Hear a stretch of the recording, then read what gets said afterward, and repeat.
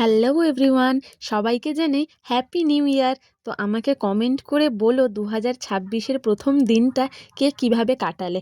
আমি তো সারাদিন ঘরে খেয়েছি দিয়েছি ঘুমিয়েছি, আর অফিস ছিল ছুটি। তো ছুটির বাজারে কোথাও যাওয়ার আর ইচ্ছা হয়নি, ঘরেই ছিলাম। তো দেখতেই পাচ্ছ বছরের প্রথম দিনে মাংস না এনে আমার মা এনেছে মাছ। তো যাই হোক, মাছের মধ্যে ছিল ইলিশ মাছ ছিল, লোটে মাছ ছিল আর চিংড়ি মাছ ছিল।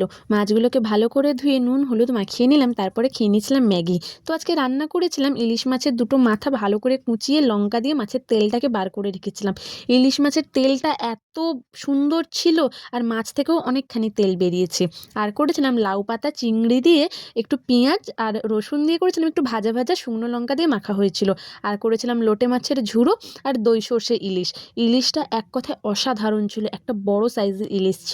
আর অল্প করে চিংড়ি মাছ দিয়ে কুমড়ো আলু দিয়ে করেছিলাম টক। তারপর চান ফান করে খেয়ে নিয়েছিলাম। এটাকে কি বলে আমি এখন নাম মাথায় আসছে না। অনেকদিন পরে খেলাম, এক কথায় অসাধারণ ছিল।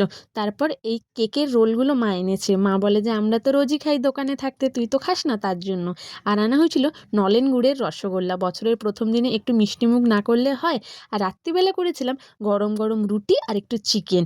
এই যে শীতকালে যে চিকেন খাওয়ার একটা আলাদাই মজা, আলাদাই টেস্ট লাগে।